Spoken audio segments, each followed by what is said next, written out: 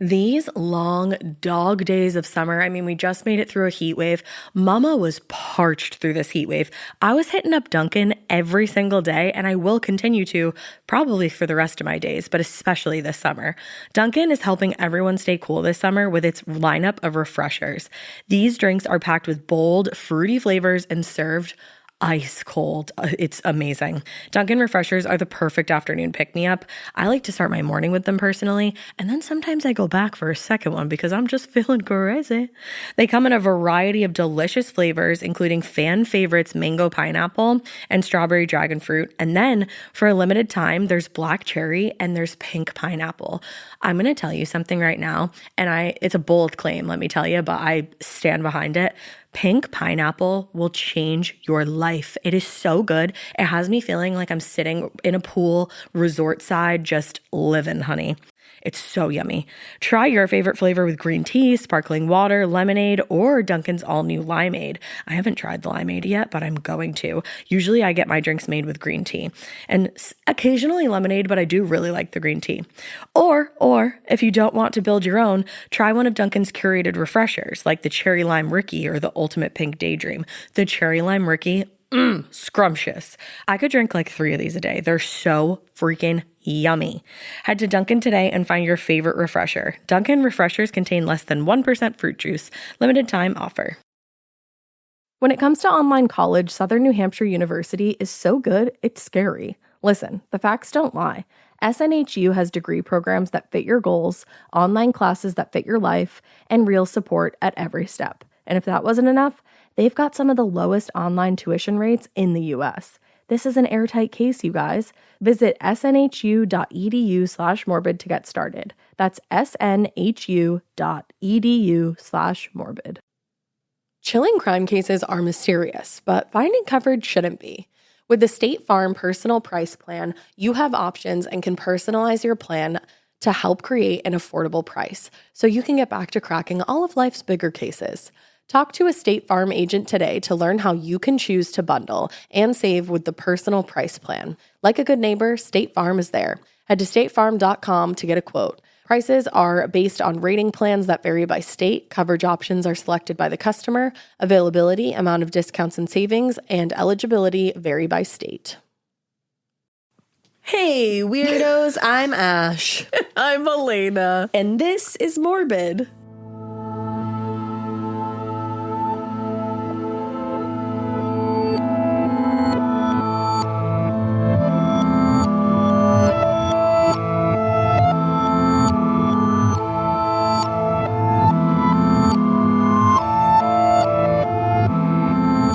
She just burped.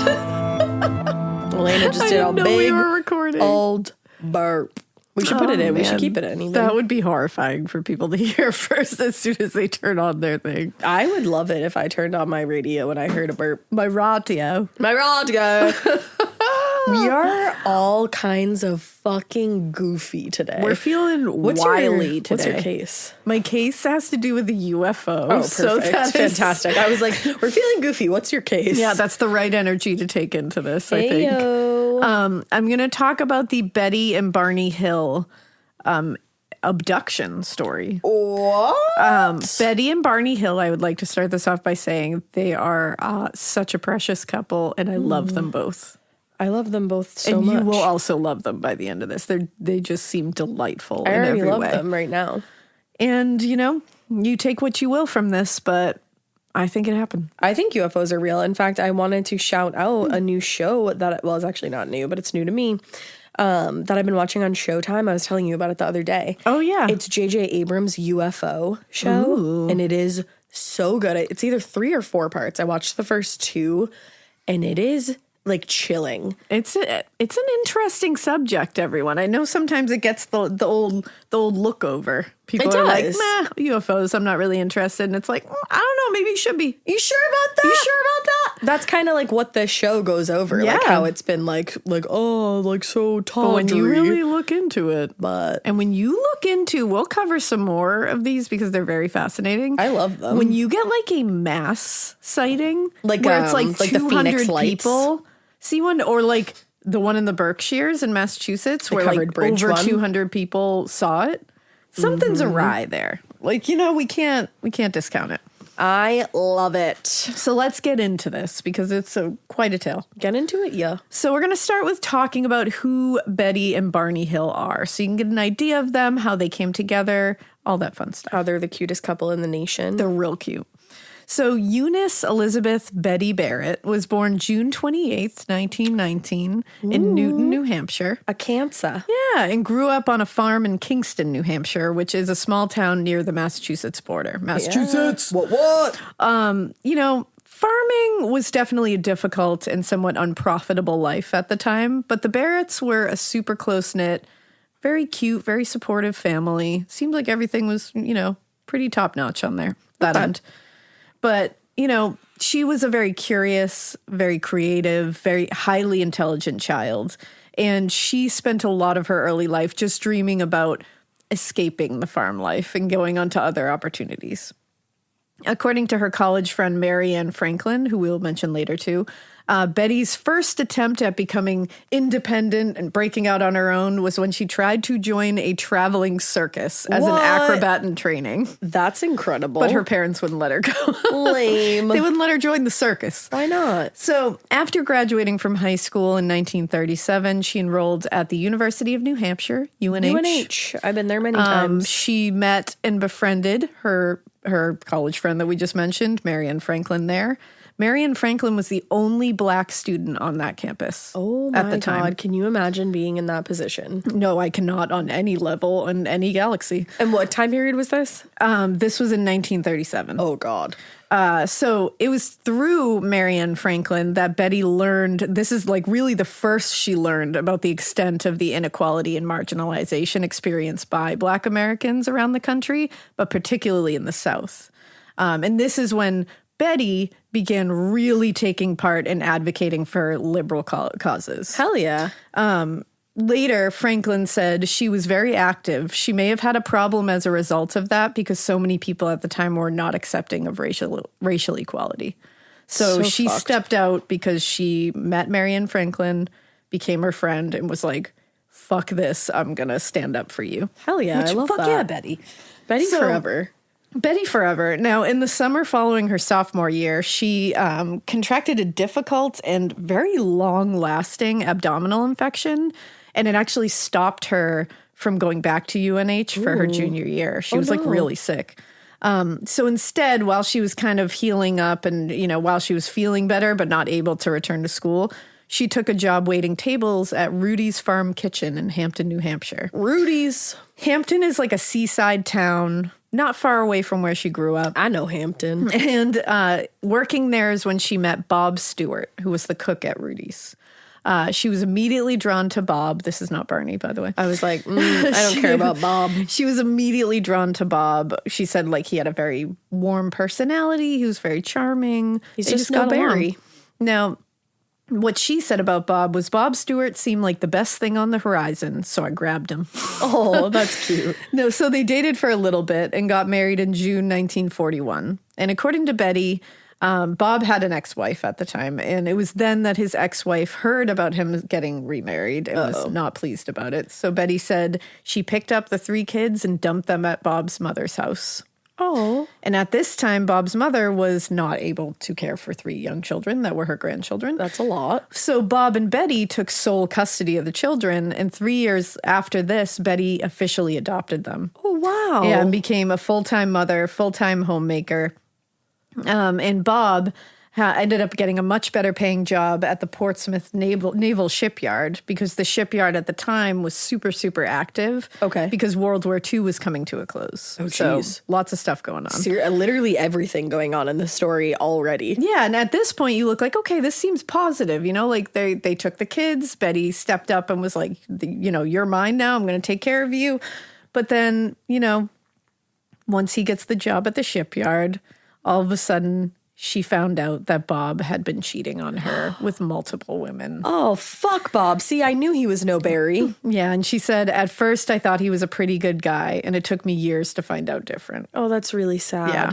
So after 14 years of marriage and raising his 3 children, they ended up divorcing in 1955. Kidding me? She raised his kids and he was cheating on her all the while? Yeah. What a douche. Luckily, she did get some money from the divorce settlement. Good. And so she bought her own house in Portsmouth, New Hampshire, and found a job at a local department store. She was like, I'm going to start over.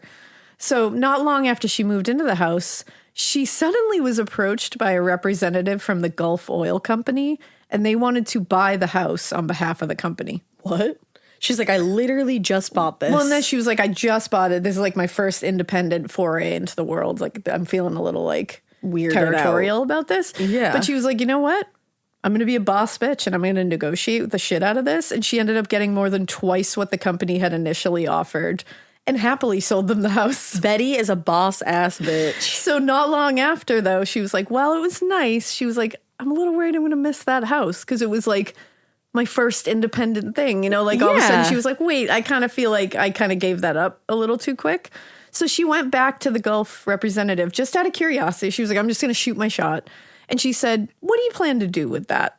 You know, I never really asked you. What are the plans here? And they said, oh, we're just going to tear it down.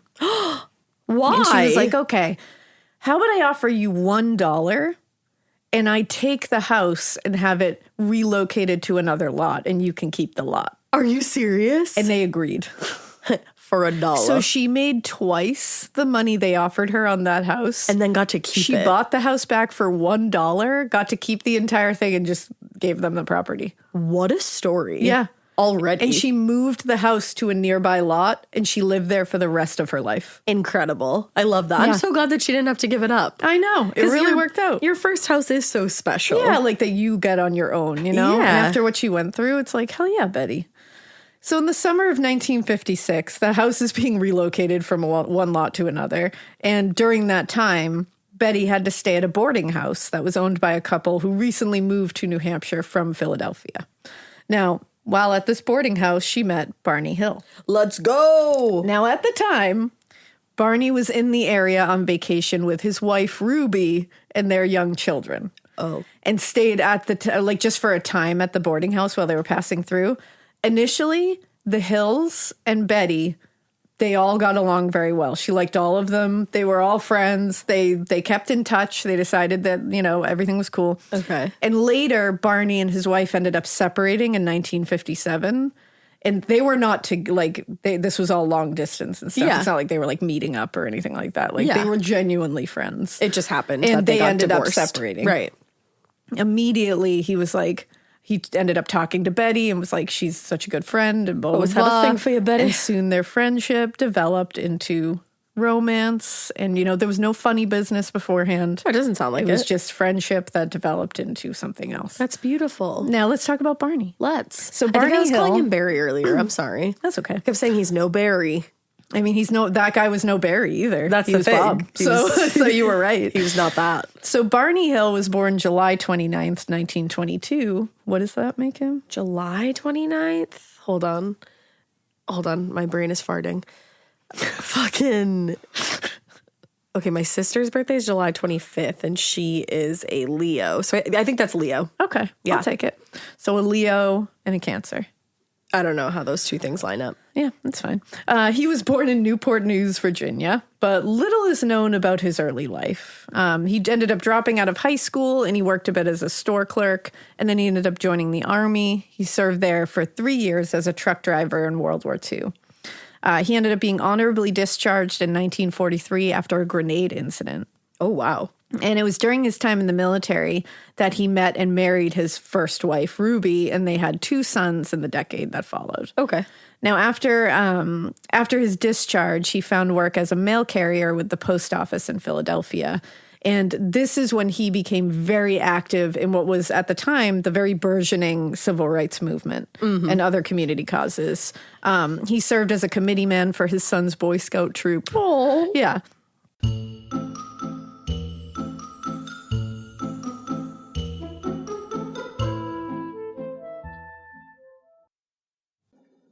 Getting paid twice a month doesn't mean money is scarce. It just feels that way. That feeling makes you do weird stuff, like putting things on a card you didn't need to. Earnin removes that feeling. With Earnin, you can access up to $150 per day of money you've already earned, plus up to $1,000 between paychecks. Standard transfers take 1 to 2 business days with no mandatory fees, and expedited transfers start at $3.99 and cap at $5.99. 5 million people are already on it, and honestly, it's wild it didn't exist sooner. Download Earnin on the App Store or Google Play, spelled like earning money without the G. Type in Morbid under podcast when you sign up. It'll really help the show. Earnin is a financial technology company, not a bank. Access limits are based on your earnings and risk factors. Standard cash outs take 1 to 2 business days with no mandatory fees. Expedited transfers available for a fee. Tips are voluntary and don't affect the service. Available in select states. Terms and restrictions apply. Visit earnin.com for full details. Every good detective needs a partner to support them on important cases. Think of a State Farm agent like your sidekick, there to help you along the way in your search for coverage. State Farm can help you choose the coverage you need, whether it's for your home, car, boat, or even RV. With so many options, it's nice knowing you have help finding what fits for you so you can get back to solving all of life's bigger cases. Go to statefarm.com or use the award-winning app to connect with a local agent and get a quote. Like a good neighbor, State Farm is there.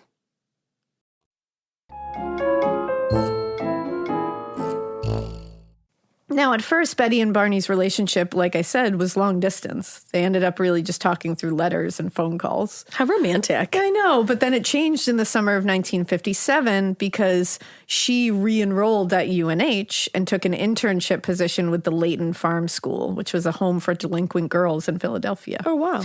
Now, the internship in Philadelphia made it possible for Betty and Barney to be together in person. Love it. They were romance. And when the internship ended a few months later, they were now facing being long distance again. No. So Barney made the decision to relocate with Betty. I love that. So for Love. Barney, he had spent most of his life in and around Philadelphia. So this was a big decision, a big mood. He was uprooting his whole life. Yeah, and he had children too that lived in he Philadelphia. Did. So he was right? like, I'm going to have to really make this work.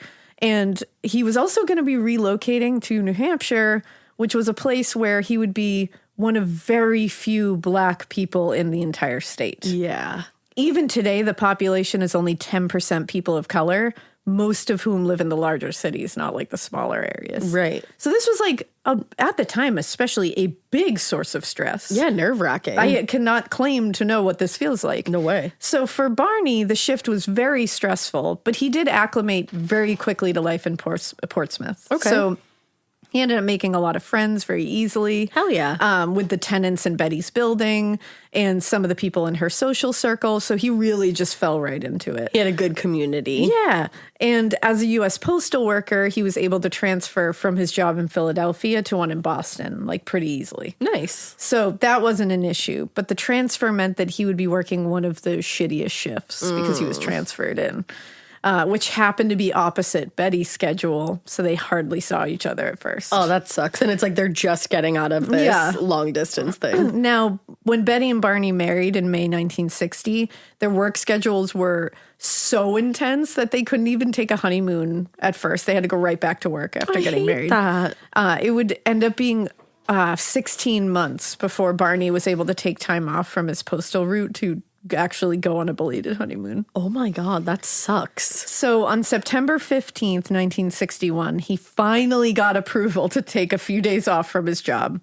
And he decided he was going to surprise Betty with a trip to Niagara Falls and Montreal. Oh my gosh, awesome. And he got the news on a Friday evening, so he planned to wait until Monday. He was like, he told her what was going to happen, but he was like, we're going to go Monday because that's when the banks open and we can begin our trip. Right. But Betty was like, I don't even care what we do. I just want to be together and like go. So she was like, I don't even care about the banks. I don't care about getting more money. Like, so they just pooled the cash they had on hand, which was $70 in total. Oh my God. And Betty was like, that's enough. It's fine with me. And she was like, if we stick to a tight budget, we bring food with us. We just don't eat at a ton of restaurants. We'll be good. We just want to like spend time together. Yeah. That's it. Like, let's just go. So I love them. Now, early Sunday morning, September 17th, they packed up some food, their stuff, and they brought their Dachshund Delcy in the back seat, and they began making their way to Canada. I love this. Now, they very strictly adhered to their budget on the first few days. So Betty and Barney decided, you know what? We're going to make our way downtown Montreal on Tuesday morning, September 19th. We'll book a motel for the night. We'll take in a show in the city. It'll be great. It's so romantic. I know. But they got directions from somebody, and unfortunately that person only spoke French. So they misunderstood. And it caused them to get lost on their way from Niagara to Montreal. So they were driving east, and they realized they had gotten very lost from the downtown area. Like, where the hell are we? They'd kind of wasted a lot of their day. So they decided, you know what, let's just find a hotel for the night. We'll try again tomorrow. But then they realized, oh, wait, it's difficult to find a hotel that's going to let a dog in. Oh, true. So to make matters worse, there was also a tropical storm making its way up the East Coast from the southern states. It was going to make driving conditions difficult. It kind of felt like it was like all converging at once. Yeah. So they were like, you know what? Why don't we just start the 5-hour drive back to New Hampshire? Oh. Like, you know what? We're still together. We're still making the trip together. Fun. So even though they'd heard that storm warning, they said that the skies were very clear, and they were by all weather accounts, by the time that Betty and Barney passed over the border into the mountains of northern New Hampshire. So they were driving south along I-93 in Ashland when Betty saw what she thought was a shooting star, and she pointed it out to Barney. But as they got closer, it occurred to both Betty and Barney that whatever it was in the sky, it had stopped moving. And was just hovering in the air. The thing, which was large and they both said was cigar-shaped, seeming at the time, it began to move forward slowly, and then it began going upwards, like ascending again. And this is when Betty was like, Barney, pull over on the side of the road. We need to get a better look at this. Like, what the fuck is that? So outside of the car, they looked up at this wild thing above them. Yeah. They were super confused, not really understanding what the hell was up there. And they were also wondering, how is this thing just hovering motionless in the air like that? Yeah, like gravity doesn't necessarily work like that. And they couldn't hear anything, like propellers, like a helicopter. That's creepy. So Betty gave Barney the binoculars they had brought with them on the trip. And Betty later recalled, and as he looked up, he could see a row of men standing in the windows looking down at them. I'm looking at the pictures right now like that they drew, and I'm like, what? What? So one by one, apparently, the figures watching through the window walked away, and then the ship began descending in their direction. So they had no idea what to do, so they both jumped back in the car and headed south on Route 3, and the object is following them now. Oh. And they said it was moving in a very erratic pattern above them. Yeah. And so Barney really didn't want to freak Betty out, so he was trying to act like everything was fine. And he said he was trying to be as calm as possible and just drive home. Yeah. And his only reason was he didn't want to upset Betty. Oh. So at one point, Barney entertained the idea of stopping at a cabin or a motor lodge, maybe, just to be near other people, because he was like, we were just freaked out. Yeah. But he was like, honestly, I think we should just keep going. So they drove for about a half hour, and then they rounded a curve near Indian Head, which is a natural rock formation and actually a landmark in Franconia Notch. And they came to this like large open area. And as soon as they came into this area, they saw the flying object hovering about 100 feet up in the area right in front of their car. Oh. And so Barney was startled by this, and he said he slammed his foot on the brake because he wasn't ready for it. And it was in the middle of the road that they came to a stop. And he said he grabbed Betty's revolver and binoculars and got out of the car and moved closer to just see what the fuck this thing was. Oh, this is terrifying. And he said he approached, and the thing tilted forward slightly, and 2 red lights began to glow as fins on the side of the object began to part, and the object started moving slowly forward. The fuck? So he was fucking terrified, and he rushed back into the car and told Betty, we got to get the fuck out of here. Yeah, like, goodbye. Now, they raced down the highway. The object is literally above them, still pursuing them, essentially. Right. And after a few minutes, Betty and Barney could hear a buzzing sound, and then they felt a strong vibration. And a few minutes later, they heard the buzzing again, louder now, followed by a much stronger vibration. And this is when they said there was haziness, that like this part is kind of missed time, because they later said that they would, they recalled encountering some kind of roadblock and seeing a large red orb on the ground, but they couldn't, like the details were really fuzzy. They were like, I can't I can't put these pieces together. Right. So the next thing they really remember was feeling this desperate need to be around other people. They just didn't want to be alone. Oh. And so Barney drove for a while searching for a restaurant that would be open, something that other people would be around, but they couldn't find anything open at that time. God. So they were like, let's just get home. So based on when they left Montreal and how long they'd been driving, they expected to reach Portsmouth around 3 a.m. But when they did reach home, they were surprised because the sun was coming up. What? And Betty wrote in her diary, "We entered our home, turned on the lights, and went over to the window and looked skyward. We felt very calm, peaceful, relaxed. We sat at the kitchen table, looked at each other, shook our heads in puzzlement, and asked each other, 'Do you believe what happened?' We agreed it was unbelievable, but it had really happened."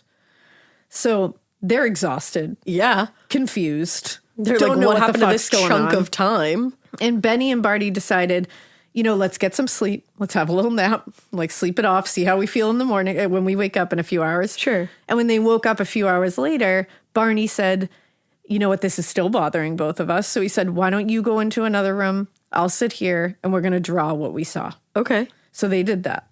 And they drew what they saw. And when they reconvened a few minutes later, they saw that it was remarkably similar what they had Right. drawn. So they took that as, okay, we both saw this. Like, this wasn't a hallucination. We saw it. Now, as far as Barney was concerned, though, even through this, he was like, this story, even though I believe we saw it, is beyond belief. And he was like, for our jobs and for our reputation in the community, we should just keep this to ourselves. I get that. And just have this experience with each other. Especially that time period, you don't want Yeah. to like go stirring with No. shit. And of course, Betty, who was never one to give in to any public pressure, very much disagreed with this. But she was like, this was incredible. Like, we can't just keep this to ourselves. But she was like, you know what? I respect and understand your concern. And so she was like, you know what? I'm not going to run wild, but can I tell my sister? Yeah. And he was like, of course you can. The other thing is technically he's like a government employee, so he's probably like, I'm not about to talk about this shit. And they were both very active in the civil rights community and Yeah. in activism. And they didn't want this to overshadow or take away from any of the work they were doing. So they were worried about that, which is really sad. Though. It Like, is really that's- sad. So she called her sister Janet, and who she called the only person who she could tell her story to without prejudice. Oh. Janet listened, and she was like, wow, this is wild, but I believe you. And then she was like, okay, I'll call you back. So after hearing her sister's story, Janet Miller phoned her neighbor, who's a physicist, and asked for advice about like anything he could tell him. A physicist, that seems like a right person to talk to. She's like, I don't know, you're really smart. Yeah. And coincidentally, the neighbor had guests over that night, and one of them was the former chief of police from the nearby town of Newton. Okay. He said, no, this isn't crazy, like, don't worry. And he said, all UFO sightings should be reported to the Peace Air Force Base. Like, that's what we do. So, like, tell her to report it. Okay. So Janet thanked him, hung up, told Betty, this is what you need to do, and also gave her a basic experiment that the physicist had suggested that she try. Okay. Now, according to the physicist, Betty was to take a compass out to the car and walk slowly around the vehicle and just make note of any unusual changes in the compass as she walked. Now, Barney was like, I'm not doing that. He was like, I'm done with this. He was like, I want this behind us. I don't even want to do this. So he refused to go outside. So Betty did it by herself. And she said nothing unusual happened as she walked around the car. And then she said, and then she reached the trunk. And she said she noticed a bunch of unusual shiny spots on the surface. And she said about a size of a $50 or silver dollar. Pretty big. And she said she'd never seen them before. So she placed the compass on the spots and it would spin wildly. And she said, as I was watching this, I was filled with an unexplained feeling of absolute terror. I was standing there in the rain under the streetlight and telling myself, don't scream, keep calm, and don't be afraid. Everything is all right. I would be scared too. So a few days later, Betty did as her sister suggested as well and called the Peace Air Force Base to report the whole experience. Barney's probably like, you better stop Barney's it. like, Jesus. So they gave a basic description of what they'd seen, but he insisted they leave out the part about seeing the humanoid figures looking at them out the window because he was like, I don't feel wanna bad. sound He was like like- very ashamed of this, and it was Yeah. very sad. So a few hours later, they got a call back Okay. from Major Paul Henderson, who had several follow-up questions. And later, Betty and Barney would learn that Henderson had taken detailed notes and submitted their description to Project Blue Book, Yes. which is a study of unidentified flying objects conducted by the U.S. Air Force between 1952 and 1969. Mm-hmm. So Major Henderson's report to Project Blue Book is basically what we described. It's almost exactly that. Just it includes, but it also included a comment that provides a little more insight into after their trip. In the report, he notes, during a later conversation with Mr. Hill, he volunteered the observation that he did not originally intend to report the incident. He says that on looking back, he feels that the whole thing is incredible and he feels somewhat foolish. He just cannot believe that such a thing could or did happen. So in 1961, Barney Hill was the local chairman of the NAACP. Okay. And a strong, proud civil rights activist who was working tirelessly to advance the cause of equality in the community, and in a community that wasn't very receptive to begin with. So he was working fucking hard. Like overtime. And so he was also the founding board member of the Rockingham Community Action Program, which is an organization that provides social and financial support to those in need. Wow. And one that is still a vital part of the social service network on the Seacoast today. Shit. And he's also a black man from the South who was married to a white woman in a state where many residents were not going to accept or were actively speaking out against interracial marriage. Right. So because of all that, to Barney, the UFO incident was distracting from all his work he was doing. And he said it was embarrassing. And he was worried that any tabloid kind of publicity that came along with it would tarnish the battle that both of them were fighting for equality and dignity. So as far as he was concerned, they'd done their duty. They reported the sighting to the proper authorities. And now he was like, we're moving on. Right. Now, Betty, on the other hand, she wasn't like forcefully doing anything, but she just was having trouble letting the experience go. Which I can understand that side of it too. Yeah. Like, how could you not have trouble with that? Exactly. So just days after reporting the incident, she went to the library and started checking out books about aliens and UFOs. And she just wanted to hear other similar experiences. I think she was also just trying to convince herself I didn't like have a lapse Hallucination, yeah. So her motivation was definitely just like, Betty was a stubborn gal. Strong-willed. She was strong-willed. But also, strange things had been happening since this whole situation that she didn't know what to do about. Even aside from those like $50 things. Yeah. So about 10 days after coming home, Betty started having nightmares about the experience. And she would also have these really scary early morning flashbacks. Ooh. And these flashbacks were really scary experiences from that evening, but ones she didn't initially remember. Okay. So they were like, she wasn't certain if they were real, if they were a dream, what was happening, but they were very vivid flashbacks. Yeah. And she said, at first, I didn't tell anyone about them. They were so weird. Oh. So from her reading all the library books, Betty eventually came across a report written by Donald Keogh, which was, he was a former major with the U.S. Marines and was the director of the National Investigations Committee on Aerial Phenomena, which is NICAP. This is a civilian group dedicated to investigating reports of UFOs. Okay. In October 1961, Betty wrote a letter to NICAP, told them about the experience, and was just like, I just want to let you guys know about this. If you can just take a look into things, see if it's similar to something else. Yeah. So she got a response a few weeks later, and they let her know that they would be that she was going to be contacted by Boston-based NICAP member Walter Webb. Go Because they were Boston. very interested.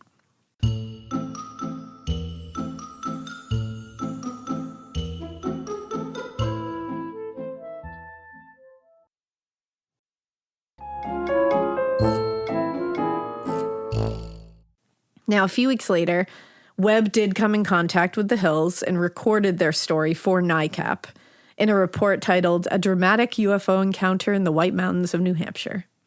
Now, the description of the experience in Webb's report is, again, the same one that was given to Project Blue Book, but this time, Barney allowed them to include the part about seeing the humanoid creatures in the window.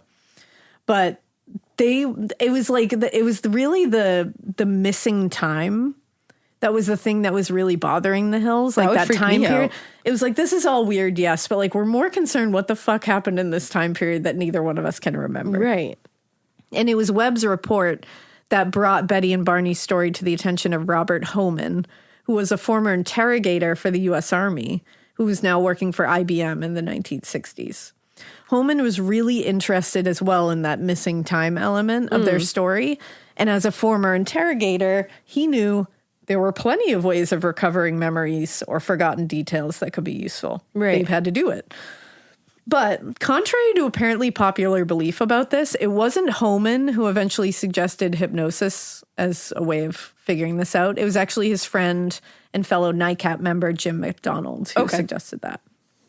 Jim McDonald was a former member of the U.S. military and the CIA. Shit. He met the Hills through Homan, and in the later half of 1961, he became very interested and very involved in filling in those gaps of missing time for them. He would go back to the scene of the encounter, like they really went for this. So these efforts eventually led them to a hypnosis session, and this is when the details were uncovered. So throughout 1962 and 63, Betty and, to a much lesser extent, Barney, dove way deeper into the investigation into their experience. They were very encouraged by the members of NICAP and former military members who had taken intense interest in this. Yeah. So they were still, Barney was still very conscious about how this could make them look if the story really got out. So he was a little reluctant to spend time diving into the investigation, but he tried to help whenever he could. Yeah. And unfortunately, about a year after the initial experience, Barney's health took a turn. Oh, no. And he started experiencing debilitating headaches and nausea. And what's worse is his primary care doctors couldn't figure out why. Radiation. So, believing the cause of Barney's symptoms was probably largely psychological, his doctor referred him to Dr. Benjamin Simon, who was a very well-known, renowned, and celebrated neuropsychiatrist and had a practice in Boston's Back Bay neighborhood. Okay.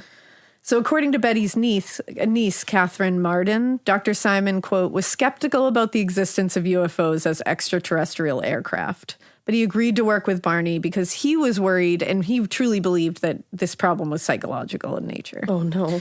So when Barney and Betty actually went to Boston for his initial consult with Dr. Simon in December 1963, they both told the story together. And it was so elaborate and they were so insistent on it that Dr. Simon was like, I'm going to insist that you also receive treatment with me, to Betty. Okay. And she was like, you know what? I want to help Barney get better. So I'll do it. So sure. Like, I'll absolutely go through this. Okay. So he was one of the country's leading neuropsychiatrists at the time. Wow. So he made a name for himself with a lot of things. But one of the things he made a name for himself with was incorporating hypnosis into his treatment plans. Well, that's cool. But he was quick to let the Hills know, you may have seen stage hypnosis or like on late night shows or on, these little things. But this is very different. Mm-hmm. And he said he had actually pioneered the use of hypnosis to treat PTSD in soldiers returning from World War II. Oh, shit. So to Simon, he said Barney's symptoms bared a striking resemblance to the trauma-related symptoms of soldiers, which led him to believe that this could be beneficial for both of them. Now, beginning in late February 1964, they began a 3-week period of very intense hypnosis sessions to try to uncover these memories. So for the first session, Dr. Simon was very pleased, he said, because it seemed like Betty and Barney were excellent subjects for this. He said they had a great ability to fall into a deep trance-like state pretty quickly and easily. And he put them in different soundproof rooms so that they... This part of the show is brought to you by Nashua, the Korean skincare brand known for scientific, gentle, yet effective formulations. The latest from Nashua is the Retinol Collagen Gua Sha Cream, a firming cream with a gua sha-shaped tip built right in. Have you guys heard of gua sha? It's that viral massage tool that moves fluid and tension out of your face. Less puffiness, a snatched jawline, honey, more definition in your face. Retinol firms and reduces fine lines, and collagen keeps your skin plump and structured. This cream has both of those things, arguably the most optimal combo for that snatched, lifted look all in one step. I am obsessed with the Gua Sha cream. First of all, it feels so cool to the touch when you put that on your face. It's just like, oh, this is lovely. It's like a little spa treatment that you can give yourself. I like to do mine at night after I get out of the shower. I rub the cream on my face with the little gua sha. I'm sculpting that jawline, honey. I got it on the cheekbones. And actually, I had a facial the other day, and the lady doing my facial, the professional, she said, do you use a gua sha at home? And I said, I do. And I said, how did you know that? And she said, I didn't have those little like bumps in my chin or like different areas like that. So she could tell that I was using the gua sha. And I said, oh my God. I just feel like I wake up less puffy in the morning when I do it the night before. But you can do it whenever you want to. I, 10 out of 10, recommend this product. The Anua Gua Sha Cream Value Set is available at anua.com, already discounted. Use code MORBID for an extra 10% off. That's ANUA.com, code MORBID. The Sherwin-Williams summer sale is here. Get 30% off select paints and stains or 35% off their newest product, Emerald Symmetry, July 17th through the 27th. Whether you're looking to refresh your interior or your exterior, they've got the colors to bring your vision to life. And with delivery, getting everything to your door is easier than ever. Shop online or visit your neighborhood Sherwin-Williams store. Retail sales only. Some exclusions apply. See store for details. Delivery available on qualifying orders. Couldn't influence each other. Of course. And in the earliest sessions, both Betty and Barney described the drive from Niagara or to Niagara, of looking for a motel, of Barney's apprehension because he was very uncertain of the civil rights situation in Canada, so he was a little nervous. Okay. And in the second session, Simon moved forward in time and started asking about their experiences while in Niagara Falls. And it was during the second session that Betty and Barney's descriptions of events kind of differed a little bit. With Betty stated they got lost after asking for directions, and Barney stated that he misread the map.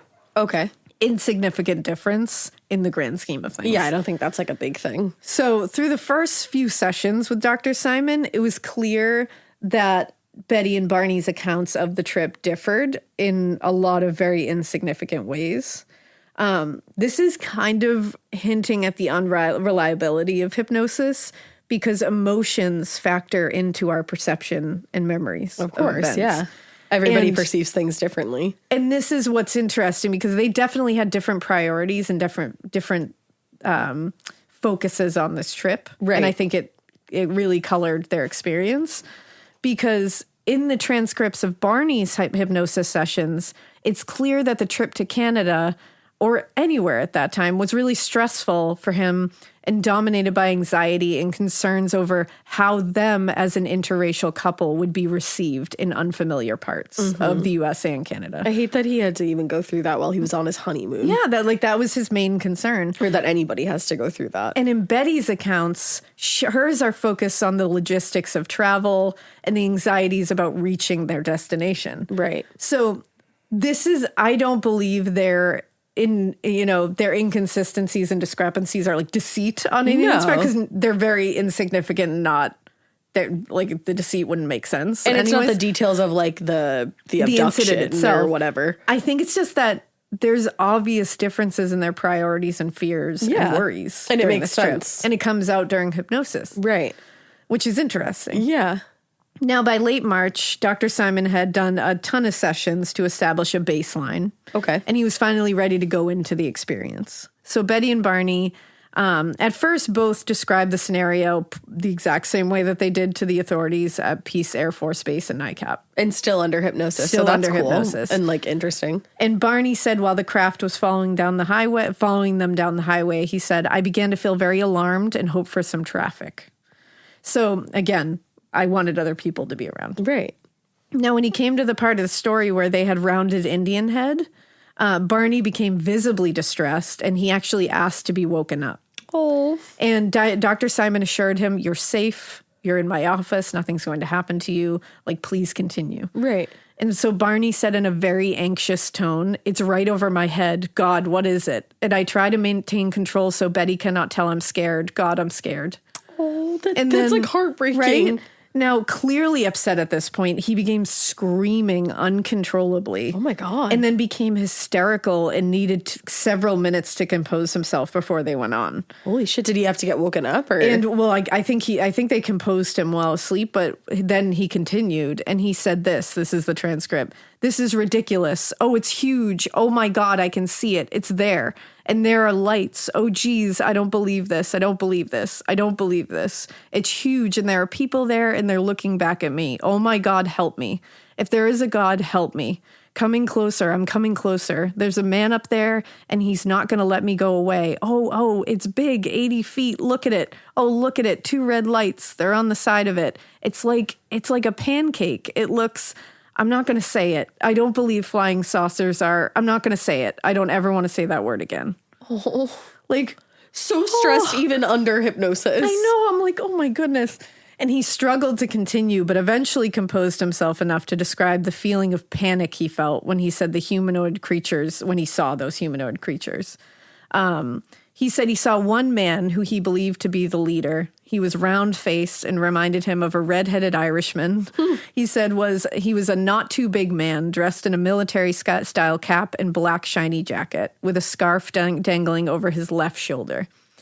Barney also said he noticed the man had almond-shaped eyes, which he'd never seen before, and that the eyes conveyed a terrifying menace, the likes of which he had experienced, but he said only with some of the worst people he had ever encountered. Jeez. And later, he remarked, the man in the black shiny jacket reminded me of a Nazi. Oh, wow. That's really scary. In the session that followed, Dr. Simon pressed Barney on what happened next. And he said that they tried to get away, but encountered a roadblock that he'd previously described as a fiery red ball. So the transcript says, I made a turn, and I never knew this. I don't know why I had to make that turn, and I was lost.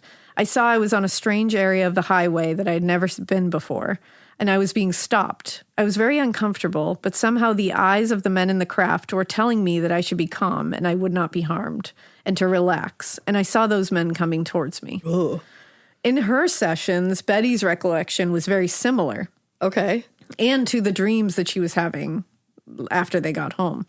So in her sessions, she described watching as the men emerged from the craft, took hold of Barney, and led, almost carrying him into the craft, and then came back to get her. And she said they had him under some kind of control, and he couldn't get away. And she said when they returned for her, she remembered walking voluntarily to the ship with the men. She's like, my man is in there. Yeah, she was like, I'll go get him. Right. So she said, I was more or less walking under my own power. And then she said, as we neared the door, she began fighting the men until they got a hold of her and marched her inside. Okay. She said they bruised me a little bit. I had torn my dress in the struggle. It had a built-in lining, and I was struggling so badly that the stitching on the inside of the dress had been torn out, so in places it was hanging down. Oh, wow.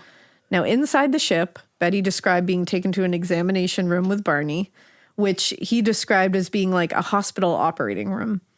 And in Betty's recollection, she said her clothing were removed, and they began examining her body. She said, and this is going to get like kind of graphic, just to let everybody know. Okay. I could feel them turning me over and putting something in my rectum. Oh, God. She said, I felt it go in very easily, and then it was withdrawn. As they examined her body and collected specimens, she said nothing hurt. She said she could hear them humming in a low tone, and she said she believed they were communicating to each other that way. It sounded like a conversation, but hums. Okay. And later, Barney also described seeing the men communicate with hums. Okay. And he said, but he saw them open their mouth to make the noise. Okay. She hadn't seen them when they were communicating like that. Sure. So like Betty, Barney also recalled being poked and prodded by the captors. And he said, I have the most peculiar feeling that something was placed against my genital parts. And he said, it was more as if my parts were in a solution of something that was there that had substance to it, that had body to it. So he claimed that the men took many samples from every orifice of his body. Wow. Leaving him with the feeling of having been touched. Mm-hmm. So in the final exam, Betty says the men performed what she understood to be kind of a pregnancy test by inserting a large needle into her navel. And she said, I would say the needle was 4 inches long, 6 inches maybe. And she said there was a tube attached to it, and they didn't leave it in very long, just a second. What? Now, once it was removed, she was left alone in the room with the man they believed to be the leader. Okay. And she said, we had a conversation. So according to Betty, the leader gave her a book to read. And she said the text went up and down. It was different. It had short lines, and some were very thin, and some were medium, and some were heavy. They had some dots, and they had some straight lines and curved lines. And she asked the leader where they had come from. And the man asked how much she knew about the universe, and then got up and directed her attention to a large map on the wall. And she said the map looked like what she assumed were stars or like the galaxy of some sort, but she said very different from any star map I've ever seen. It doesn't look like what you are picturing, but she said something about it felt like that's what it was. Yeah. Context clues. And the leader asked Betty where Betty thought she was on the map. What? And she laughed and said, I have no idea. And he said, if you don't know where you are, there wouldn't be any point in telling you where I am. What? Which is like chilling. That's so, I don't even understand. Because he's like, I could point to you where I'm from, but if you don't know where you are right now, then what's the point? So creepy. And I was like, okay, Mr. Depth. Like, yeah, for real. Damn. Like, that was like philosophical. Okay, you and little shit. hipster. I was like, I liked that. But according to Betty, she spoke with him for a little more time about various aspects of human life on Earth, until finally the conversation ended and Betty and Barney were allowed to dress and were escorted back to their car by two men. And they regained what I guess could be described as consciousness at that point, and were just driving along Route 3 towards Portsmouth. Weird. So the whole thing took like a couple hours, I guess? I guess like the time just like jumped. Yeah.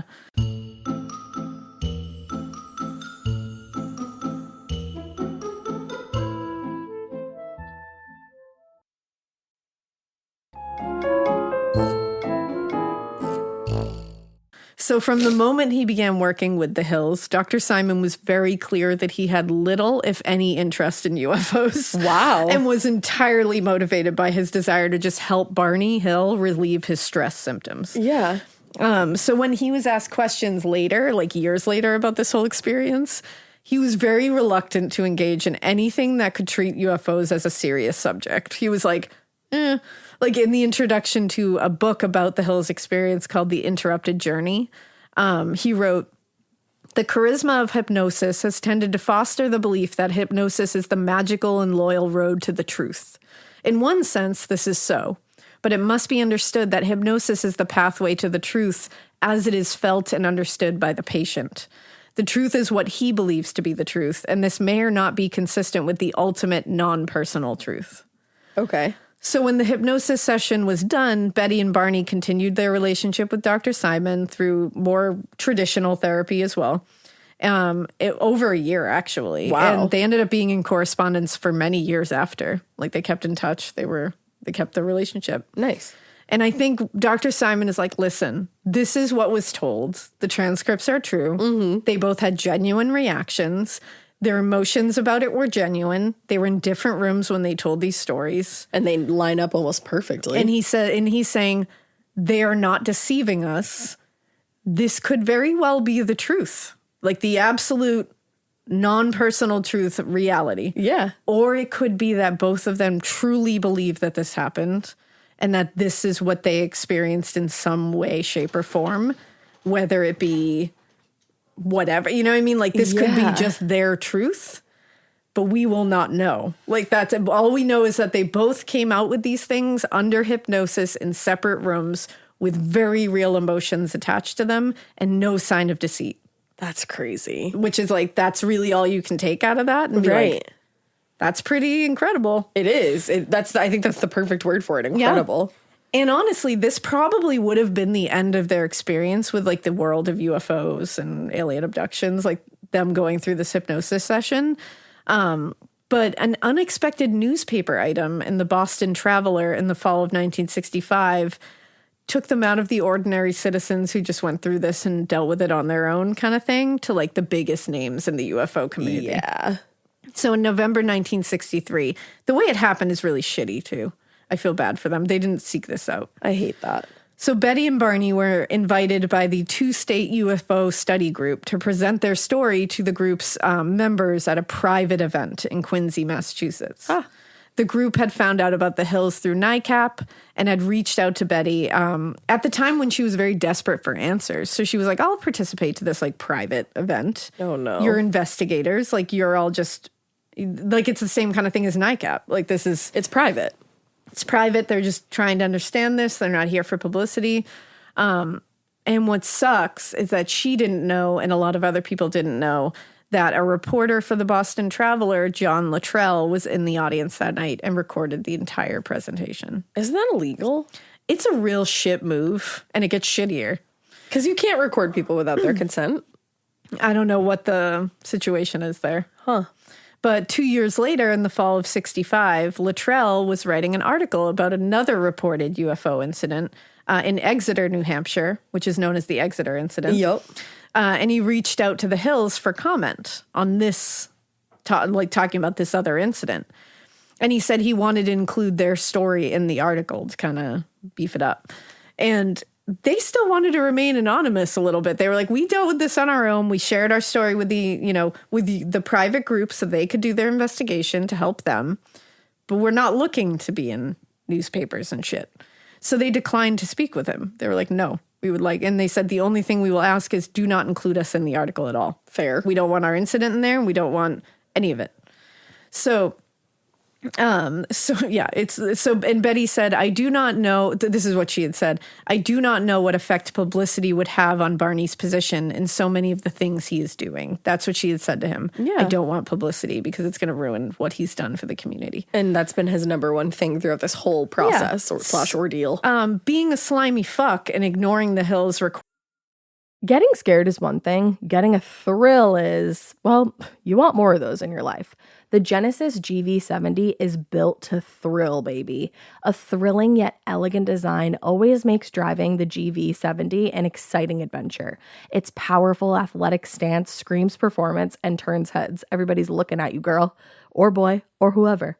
Command the road and experience a class-leading standard 300 horsepower. Oh my God. Plus, discover the different dynamic drive modes for all different terrains. Choose between the different terrain modes for whatever road conditions you may encounter. The Genesis GV70's award-winning technology and performance lets you drive with comfort and drive with confidence all at the same time. It's an exciting SUV with intuitive tech that can make your ride smooth even when the road isn't. And its blind spot cameras allow you to see what's next to you. It's like having eyes on the side of your head. That's pretty iconic. Its performance, by the way, is measured not only in power, but in how it makes you feel confident, sexy. The Genesis GV70. Learn more at genesis.com and feel the GV70. Need a boost? Sometimes all it takes is tapping into your inner cool. Icebreaker's gum helps you unleash the confidence within. Each chew releases a rush of icy flavor powered by cooling flavor crystals, sending a wave of refreshment to reinvigorate all your senses. Icebreaker's convenient pack fits everywhere, from car cup holders to backpack pockets, so you can find your cool wherever you go. Grab Icebreaker's gum online or at a store near you. Us to remain anonymous, which was very black and white. Like, literally told him, do not include us in that. He still did. Luttrell published the article in the Boston Traveler on October 25th, 1965, and he frequently referenced the Hills experience and quoted heavily from Betty's presentation at the conference in Quincy. How did he get away with that? Not only that, it also very much trivialized and sensationalized their story for like his own gain. Yeah. And it also caused them to seriously question who the fuck they could trust anymore. They were like, what the fuck? We told you not to include us.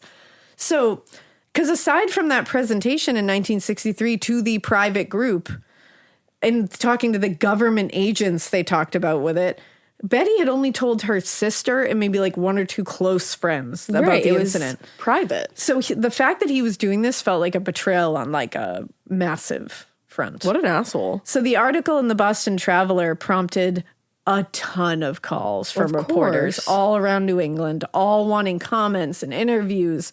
And Betty recalled, I took the newspaper and locked myself in the bathroom. I was stunned, unbelieving. I noted it was going to be a series to run for 5 days. Oh, no. Now, the next day, when she went to work, Betty, to work at the New Hampshire Division of Welfare, she was met at the door by a flurry of reporters, all trying to get a comment.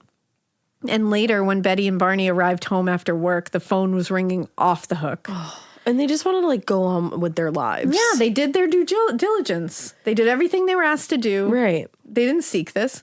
In the days after that, they were approached by strangers everywhere they went, asking questions. Some people wanted autographs. Oh, that's so weird. And it sucks. It's so sad. And it's like all of this, they had no way of knowing that doing that private speech just to people who they were trying to help and not gain any publicity, that it was going to have the potential to compromise their jobs and undermine all the civil rights work that Barney and Betty had done up until this point.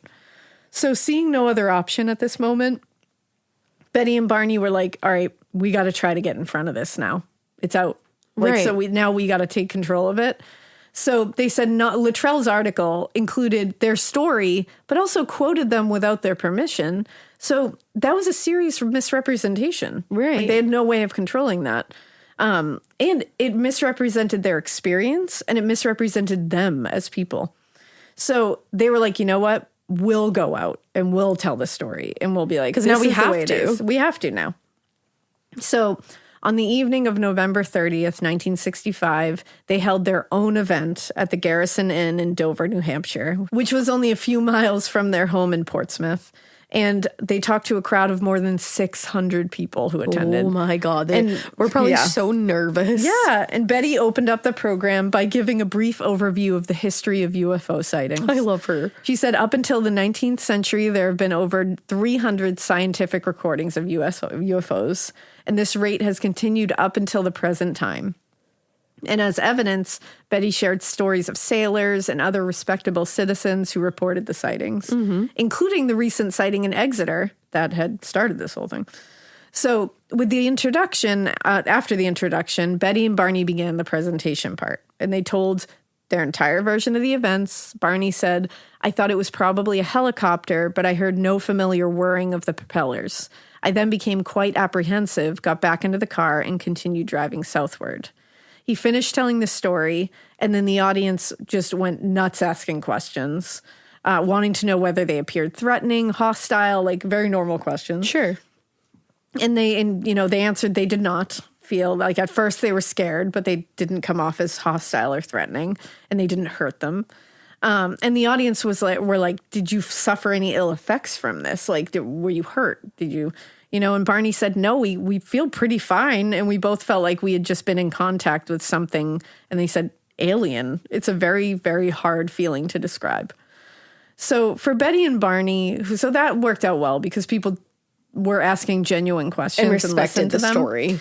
So for Betty and Barney, who were very anxious telling their story publicly, the overwhelmingly positive response from the audience was definitely validation for their experience. They deserved that. And this did begin a lifelong involvement in the pursuit of evidence of UFOs and extraterrestrial always hard to visits say. to Earth. It's really hard to say. In the years that followed, their experience became, a popular book, The Interrupted Journey, which was adapted into a television film, The UFO Incident. Yup. Starring James Earl Jones and Estelle Parsons as Betty and Barney. Love. There were books, movies, lots of media that followed, all that craziness. Now, unfortunately, on February 25th, 1969, Barney Hill died unexpectedly from a cerebral hemorrhage. Oh my God. He was only 46 years old. Oh my God. They only got that much time together. That's awful. And what's even worse is despite everything he had done in his life for the civil rights movement, his community, his obituary in the Portsmouth Herald focused almost entirely on the UFO incident. That's really shitty. The opening paragraph describes his as a Portsmouth postman who maintained he and his wife were taken captive aboard a UFO in the White Mountains. It's like, okay, he did like a gazillion other wonderful things for his it's like, community. that's so shitty. Now, he died only a year after Betty's father died. Oh God, poor Betty. And a few months after their beloved Dash and Delcy died. no. So she was devastated, and it took months before she could even, function. Yeah. But her lifelong friend, Marianne Franklin from college, Hell yeah. said she always suspected that Betty never stopped grieving for her soulmate. Like, just ripped my heart out. Ruined me. They were soulmates. They absolutely were. Now, in the years after Barney died, Betty threw herself into the world of UFO stuff. Speaking at conferences, she gave interviews, she investigated, she was like, I'm going to find answers. Yeah, well, you probably spend the rest of your life Yeah. wondering what the fuck happened to me. But she also maintained her full-time job as a social worker for the New Hampshire Department of Welfare. Wow. And by the late 1990s, at that point, she was like, you know what, I'll just fade into the background in the UFO stuff. Like, I'm going to gracefully bow out and just let someone else take that over. Yeah. And she was just kind of done with the attention at that point. And so she said, and you know what? She said, I'm no longer really consumed with questions about the universe. So I feel like very content. Peaceful. And so she was like, I decided to transfer into a new hobby, which is family genealogy. Very cool. And she said she was just really interested that some of her ancestors met the Pilgrims.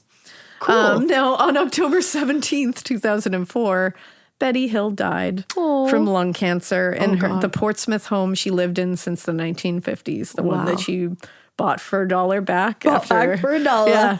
She was 85 years old. Hell yeah, Betty. And although Betty and Barney Hill will definitely be remembered by most for this fantastic tale that occurred in September 1961, it is very important to remember them as also hugely important in civil rights movements, in their community, inequality. Of course. Like, they committed their entire lives, To both of them, helping. to that. Like, that should be also right up there with this wild incident that happened. to them. Perhaps above it, one might think. Exactly.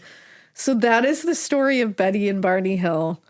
What a wild story. I believe them. something happened, man. I believe them. Yeah, I believe something happened. That shit is so scary. It'll be interesting to see what you guys believe. And just be know. nice about Well, it. especially now, so much more shit is coming out about Yeah. aliens. And if you don't believe it, that's fine. Just don't. Yeah, just don't be mean. Don't be mean to people who do or people who are interested in it. Yeah, exactly. There's plenty of Sometimes- things that people are interested in that you're not, and vice versa. Sometimes the internet can make it like if you believe certain things, then you're a piece of dog shit, and I'm going to shit all over you for it. Don't do Yucky. that. Don't be that person on the internet. Don't be that guy. But have important discussions about it because this is interesting. It is interesting. I agree. And Betty and Barney Hill for life. I love their love. Yeah. Wow. So, yeah. Well, with that, we hope you keep listening. and we hope you Keep it weird. But weird. it's weird that you get abducted by aliens. Yeah, don't keep it that Don't weird. keep it that weird.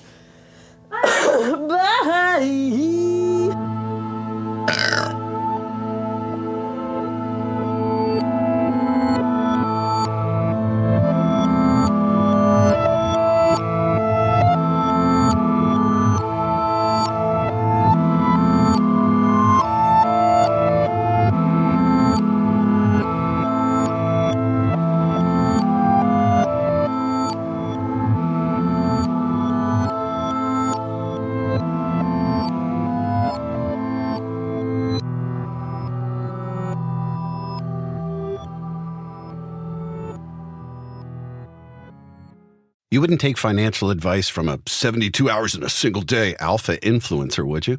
Same goes if you're in a car accident or any accident. Who you choose matters. That's why Morgan & Morgan exists. They're the largest injury law firm in America, and they've built a reputation by actually winning cases, not just talking about it. Over 1,000 lawyers across all 50 states and $30 billion recovered. Injured? Go to forthepeople.com/podcast. That's forthepeople.com/podcast. In the U.S., there's a break-in every 26 seconds. But when intruders step near, Simply Safe Home Security steps up. Stop. This is Simply Safe. Police are on the way. Using AI alerts, U.S.-based live agents help deter break-ins. Simply Safe, no long-term contracts. Save 50% on your new system with professional monitoring at simplysafe.com/SXM or with promo code SXM.